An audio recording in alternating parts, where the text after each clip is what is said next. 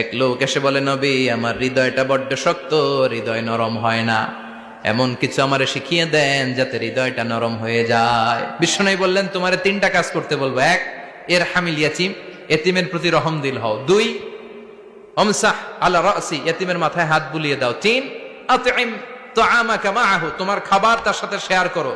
ইয়ালিনু কলবুক, তোমার হৃদয়টা নরম হয়ে যাবে। অনেকে আছে দোয়া করলে চোখ দিয়ে পানি বের হয় না, আসরে নাই?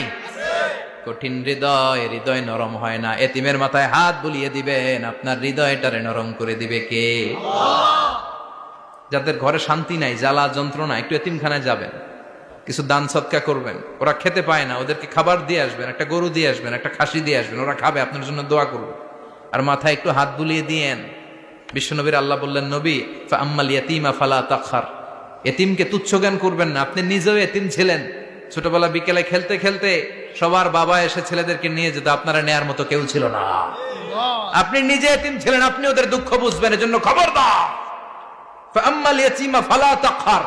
বিশ্বনবীর আল্লাহ ধমক দিয়ে বলে, ফালা তাখর, এতিমদের প্রতি কঠোর হবেন না, তুচ্ছ জ্ঞান করবেন না, এতিমের সাথে রূঢ় আচরণ করবেন না।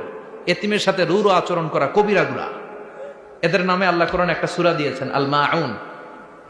আরাআইতাল্লাযী ইউকাযযিবু বিদ্দীন, পড়েন, ফাযালিকাল্লাযী ইয়াদুউল ইয়াতীম। ইয়াদুউল ইয়াতীম, আপনি কি দেখেন নাই?